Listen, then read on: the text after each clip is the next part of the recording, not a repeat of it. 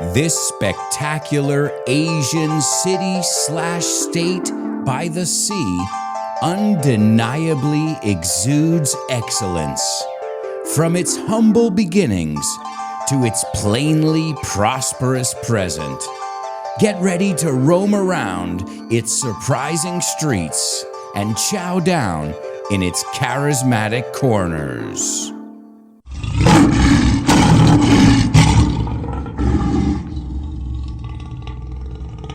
We'll sink our teeth into Singapore on this week's episode of FYI. Welcome to For Your Info. En inglés. You got it.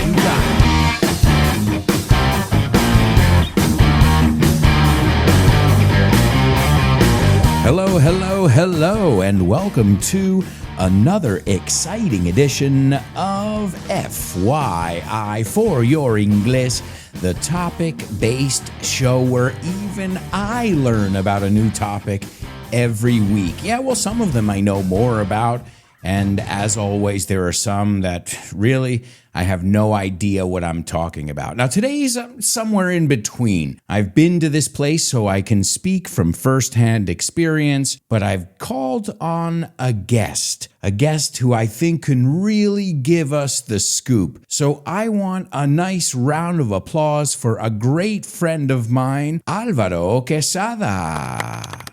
Well, thank you, Alberto. But what was that before? Was that a lion?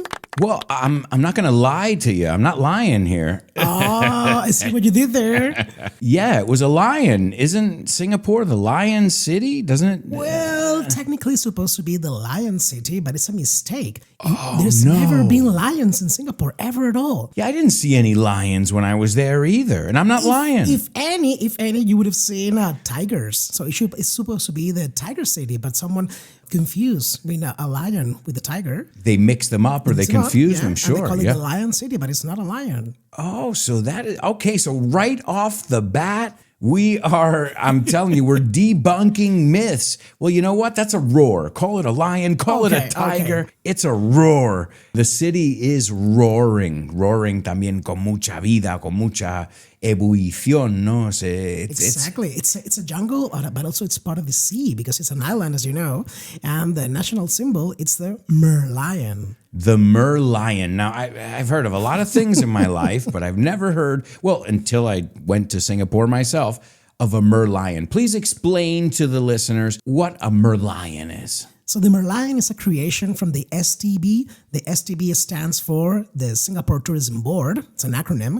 Mm-hmm. And they created this like 20, 30 years ago. And they wanted to symbolize the union between the sea and the jungle. So they took the lion from the lion city and also the mermaid. So that if you mix a mermaid with a lion, you have a merlion. So the upper half of the body, it's a lion, but the bottom lobe, it's a mermaid's tail. Oh, so see, already we've got some interesting lore. I love it. And now, Alvaro, I'm going to introduce you as a great friend of mine, as somebody who's even worked at Vaughan Radio. And true. I mean, we've worked even in Budapest together. Right. We were never in Singapore together. Let me ask you this. Why are you're a Spaniard. You're from Madrid. What the heck qualifies you to tell us about Singapore? Well, let's say that I was living there for a while. So I spent 7 years of my life living in that city. Mm-hmm. And, you know about those stories, but it was a huge game changer in my life. I mean, it opened my eyes to so many different cultures and experiences and life lessons that I guess somehow I became a little bit of an expert about the city because I really deep dive into the culture and I try to bring the Spanish feeling, the Spanish community, along with the Singaporean community. And how long were you there again? 7 years. 7 years. Well, it's normal. I mean, you're a guy who, if you go on vacation somewhere for 7 days, you know your stuff. Yeah, you're barely scratching the surface of the city. Yeah, but in 7 years, a guy like you, Alvaro, who knows his stuff, you like to be in the know, informado, no, con un poco de conocimiento de las cosas, some know-how to be in the know. You know, it's awesome. You really, really got to know the city. You were working out there. Can you tell us what industry you were working in? I was working mostly in advertising. So I ran this advertising agency for a few years, and then I work also as a consultant, for other firms in the region. So even though I was based on Singapore, I was working with regional projects. So I had a lot of friends and also partners in Thailand, Malaysia, Indonesia, the Philippines. Well, it's a hub, which we'll talk about later. Exactly. Yeah. So the airport. We're going to talk about all the different aspects, but it's definitely a hub. How would you say a hub in Spanish? Un núcleo, un centro. Un centro, sí, un centro de conexiones. Un centro de negocios. And okay, you worked in advertising and marketing in this sector. What other industries are big? Because there are some serious skyscrapers out there. So obviously there's a lot of business. It's flourishing. It's booming. What other industries are out there? Absolutely. The main industries are oil and gas and banking. Okay. There's a lot of banks, and I'm not talking about the branches, the physical banks that you see on the street. I'm talking about like corporations, like being there. Right, their headquarters, or at least in Southeast Asia, their headquarters. Yeah, most of them, they might not have other presence in Asia, but at least they have an office in Singapore, and that's the gateway for them, the opening entrance, to start to try to conquer, if it's possible, the Asian market. Well, for us, it was the gateway as tourists. We went out to Cambodia. We went out to a lot of other amazing places, Thailand as well. And Singapore was the gateway, as you said. So we're going to talk about how Singapore is a gateway. We're going to talk about how it's a foodie's paradise as well. It's called Singapore, but it's called Asia 101, which means it's the very, very beginning about Asia. If you don't like Singapore, just go back. But if you like Singapore, you can go to level 2. Well, it's Asia with a Western twist. It's got all the comforts of home, if you will. You can go there and have bacon and eggs, but that's not what they have for breakfast. Absolutely. But it happened to me like so many times that I was traveling the MRT, which is the subway, the metro system there. I thought I was in a Western country, and then I look around me and I realized that it was the only Western or the only Ang Mo. In the train. Wait, Ang Ma. What? I speak English, I speak Spanish. What is Ang Ma? Ang Ma, it's the Singlish word for white people. Oh. Which in the end, technically, it's not white people, it's redhead people. Well, wouldn't it be like the Gidi in Spanish? It doesn't matter where you're from. You're not from here. Absolutely. if you're not Asian, you're Ang Mo. Ang Mo. See, guys, in the bonus episode, and remember, every week there's a bonus episode, we are going to take a look at so many interesting words in Singlish.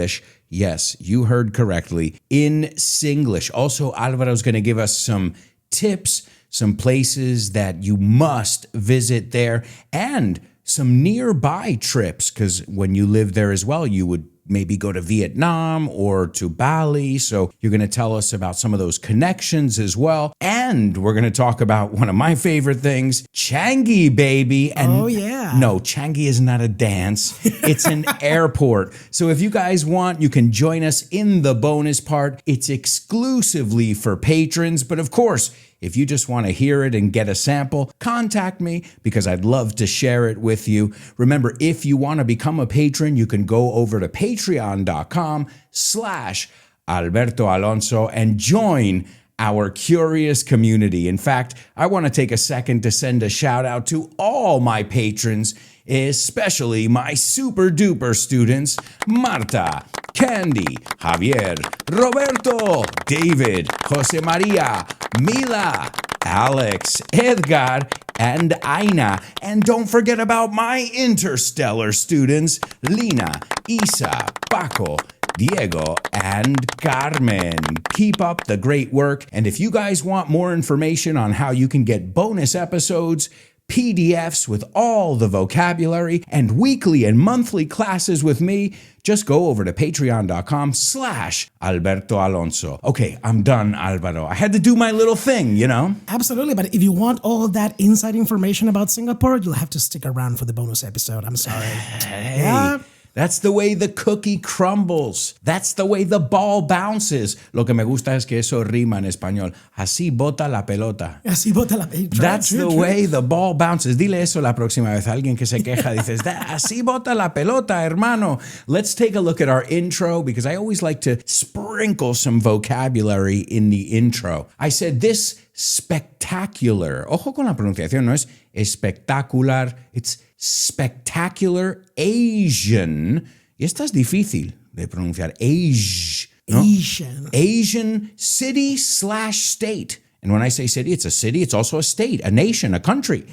By the sea, undeniably. No se puede negar. Exudes. Exuda. Ooh, nice word. It exudes excellence from its humble beginnings. Very humble, humildes. Humilde was a fishing town, wasn't it? So from its humble beginnings to its plainly, claramente, prosperous present. Get ready to roam. What? Rome? I thought we were going to Singapore. That's like roaming, you mean? Oh, like roaming, deambulando. Ah, okay. Get ready to roam around its surprising streets and chow down. Now, I'm not speaking Chinese when I say chow down. What does that mean? Chow down. Alvaro, you should know this. Yeah, you got me on that one. Alvaro, you consider yourself a foodie, a fatty like me? Like chow, isn't that like clams? Comer, ponerse las botas. Okay. To chow down. We are we're gonna talk about some foodie finds. Today Unos we're hallazgos. all gonna learn today. So to chow down. So yo digo, let's chow down is a comer. We're gonna chow down in its charismatic corners, sus rincones carismáticos. Then we heard that lion or tiger roar. Yeah, this roar. Let's get into semantics here. To split hairs, right? We're not gonna split hairs. Buscarle tres patas al gato. Ponerse quisquilloso. We're not going to split hairs. En inglés no vamos a dividir pelos. Aquí son pelos, no lo vamos a dividir. Ya está pequeño. And then I said, we'll sink our teeth, hincarle el diente. And I meant that because I'm really, let's get right into the food stuff. No. Delicious. It's delicious. We'll wait. We'll hold off. But we're going to sink our teeth into Singapore. All right, Alvaro, we know why you're qualified. We know you love Singapore. What can you tell us about the weather or the climate in general out in Singapore? Well, there's 2 seasons mainly in Singapore instead of 4 like in other countries. So we have the rainy season and the very rainy season. Oh, so okay. Yeah, so it's always raining. Some months, it might not rain as much, but when it rains there, it just pours down. And this is a great expression. When it rains, it pours. Cuando la cosa va mal o bien, va muy bien o va muy mal. It's like pouring. Cats and dogs, no, more than cats and dogs. It's pissing down, as the British would say. It's pissing down. Exactly. So it rains. I guess that's why it's so green too, because... Yeah, that's also why. And the good thing about this rain is that it's like very, very fast. It's like a flash rain. Gotcha. So it might be raining like the end of the world. I've never seen such thunderstorms and so much water. But that's beautiful too, as long as you're not caught out there. if it lasts only maybe for an hour, 20 minutes, an hour, right. It's okay. But the funny thing is that in 7 years in Singapore, I only got caught in the rain 4 or 5 times. Oh, wow. Only. It's very, very little. So there's chances. Any given morning, I might wake up, I look out of the window, and it's like sunny. It's like perfect. Right. Go to the shower, I got out, it's raining like crazy. I had my breakfast, it's sunny again. Well, it's near the equator, so you've got that tropical climate where you've got abundant rainfall. And humidity. And high. Let's not forget about the humidity. Well, New York is very similar. New York, I know a lot of times in the summer, it just gets so hot where the humidity breaks, as we say. Like, no aguanta más el cielo, and then it's... And then the good thing is everything cools down a couple degrees. Well, does that happen in Singapore or not really? The lowest... It is tropical. New York is not tropical. You have both extremes in New York, but in Singapore, the lowest temperature I've experienced, outdoors, it's 21 degrees. That's the lowest. And people were wearing sweaters because they were cold. So imagine... I don't think they were cold. I think they were just trying to say, I got this sweater, I might as well wear it. They're not used to that. In 7 years, I only slept, without the air conditioning, with the air con. Yeah. A contraction. Only like 3-4 nights. And it was during those days. And let me ask you this. So what do you do to keep cool in the hottest months? I know there are a lot of rooftop pools, gardens. How do people? I mean, bars. I imagine you go out and have drinks. How do you keep cool? Indoor, I mean, you have aircon, so you go to the movies and you have to bring a sweater because you're gonna die, out of frost. It's so cold inside. But outdoors, you're gonna sweat. Right, you're gonna sweat more or less, but you're gonna sweat. So the beginning when you get to Singapore, you're like very picky, like, ew, I don't like sweat. So when you want to hug someone, a friend, you just like high five. After a few months, you're like, what the hell, man, I'm gonna give you a hug, even though if you both are sweaty. Right, just get used to it. Right, absolutely. Well, that's cool though, but good weather. Okay, it rains, but heat is good because people are out and about. People, except 3 months in particular. From September to December. Barbecue season. It's all year round. Oh, you want to keep going to food already, don't you? Yeah, I love barbecues, and that's one of my favorite love food, things. Period, like me. Okay. I love food and barbecues. That's why I'm surprised you didn't know chow down. We need to know that stuff. All right, well, before we go on, we're going to talk a little bit about the geography, the people there. Also, you did a lot of stuff in that 7 years, aside from making friends, doing business. Didn't you start a couple initiatives and things out there? Well, I'm what you say, antsy, like a culo inquieto. So when I got there, I tried to start getting to know the Spanish community. So the first thing that I did was one of the persons trying to impulsar, like to encourage, to promote, to raise awareness. Yeah, the creation of the Spanish Chamber of Commerce, because we didn't have the Cámara de Comercio, the Chamber of Commerce. Okay, yeah. But an official one, one that is like recognized by the Spanish state, and that took many, many years because it's a very difficult thing. It's a political thing. But in the end, I managed to promote that, and we have now a Spanish community, a Spanish Chamber of Commerce. Guys, if you ever go to Singapore and stop by the Chamber of Commerce, thank you, Alvaro. I was just one of the promoters behind the curtains. Behind the curtains. Sure. But another one that I was more in the front line was when my favorite team, and I'm sorry about that, Alberto, because I know you support Real Madrid, but I'm Atletico. Well, that's okay. That's all right. Somebody's got to be the losing team. Come on. Everybody loves the underdog. So Atletico de Madrid came to Singapore. Not Real Madrid. They came to play a few. We go to the United States for some reason, but not Asia. I created the Peña Oficial, the official fan club of Atletico de Madrid, and it's called the Atletico de Madrid Singapore Lions. Well, if our friend Edgar, what's up, Edgar? He's one of our patrons. If he goes out there, well, he's got to look them up. Yeah, definitely. And if you go to a Metropolitano Stadium, and if you go to the museum, you can see our flag there. So Alvaro, you are a go-getter. You didn't just go out there and eat food like I would do. I would just go out there and eat food, hang out, and meet people. And organize stuff. But you were doing like some stuff, man, like a kind of like an ambassador of sorts. Yeah, the last thing that I did just right after COVID and before I moving back to Spain, it was to create the Spanish Association of Singapore, because it was that gap, bridging between the Spanish Embassy and the Spanish Chamber of Commerce. So this was no chamber of Commerce, not chamber, Chamber of Commerce. Que es igual que una cámara. Oh, the king is waiting in his chamber.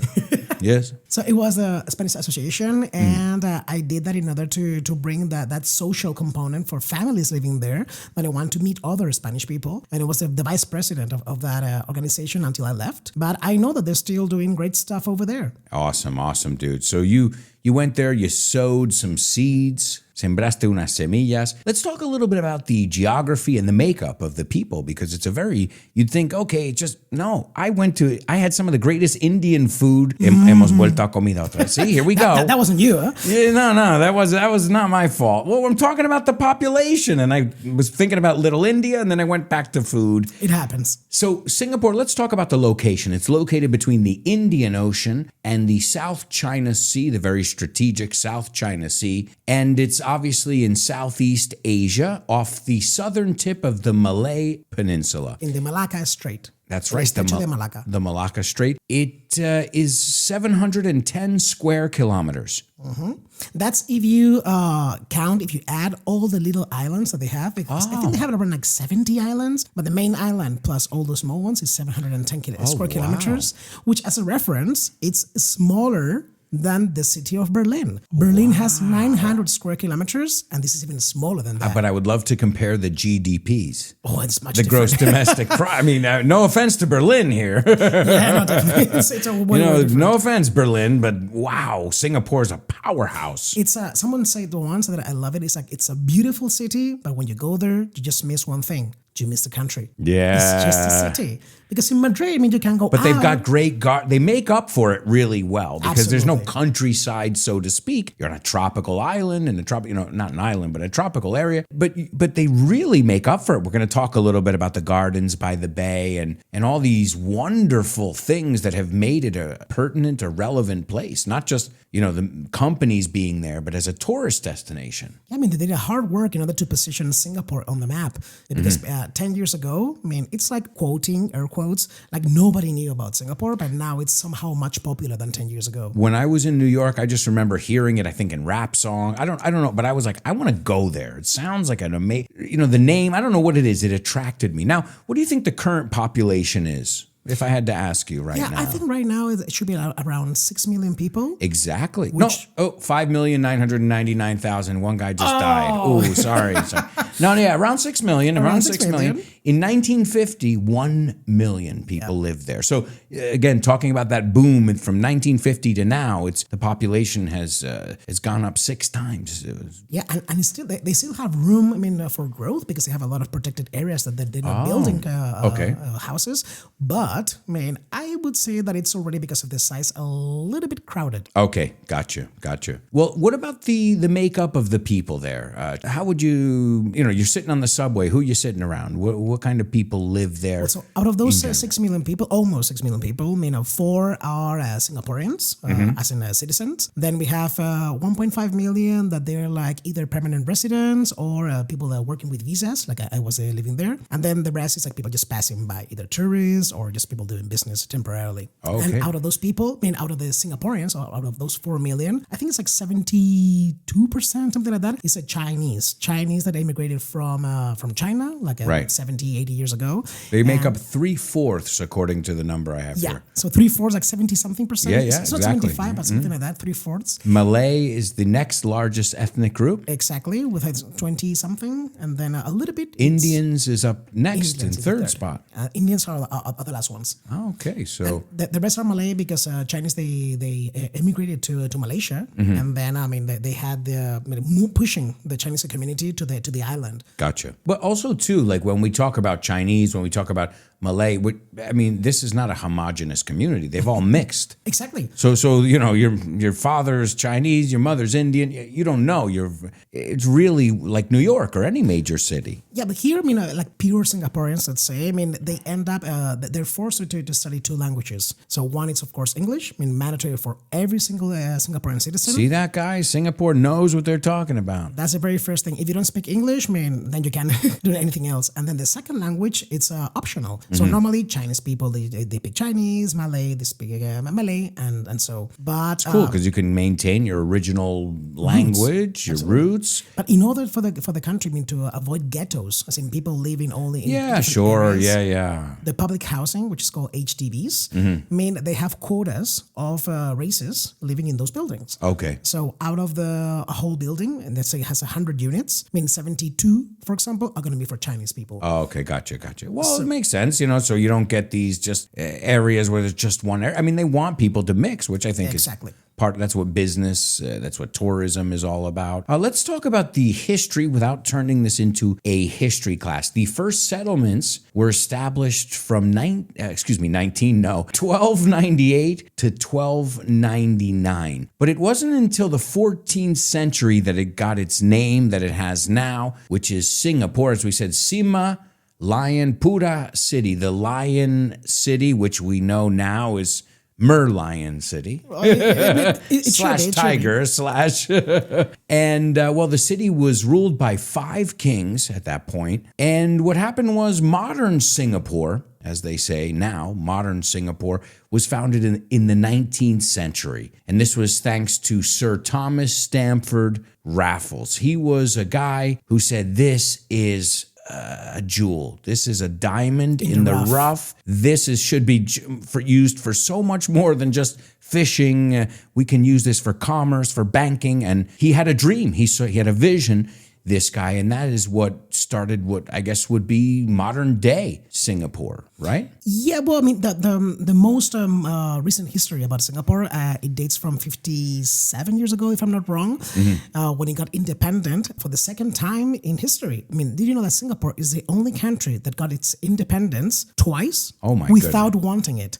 So the U.S., you guys had to fight for that independence. These guys got it twice, I mean, without asking for it. So they got kicked out of Malaysia. So they were part of Malaysia. Wow, okay. And that was a point that Lee Kuan Yew, known as the founder of the modern Singapore, he decided that he had to introduce a few changes and rules in order for the country to be prosperous. Right. So under some changes had to be enacted. Yeah, but under a very tight grip. Oh, okay. Yeah, it was very, very, very tight. So one of the first things was the language. It's like, you guys speak Indian, I speak Chinese, these guys speak Malay. We have to speak the same language. So we're all going to speak English. And then also public housing. Singapore is a country in the world with more people living in their own houses. That means 94%. Homeowners. Yeah. Wow. So they're homeowners. And how do you do that? Only in like 50 plus years. And that's how we define success. I mean, in the modern world, owning your own home. Yeah, Singapore, I like to call it like a laboratory. Laboratory if you're British and laboratory if you're American.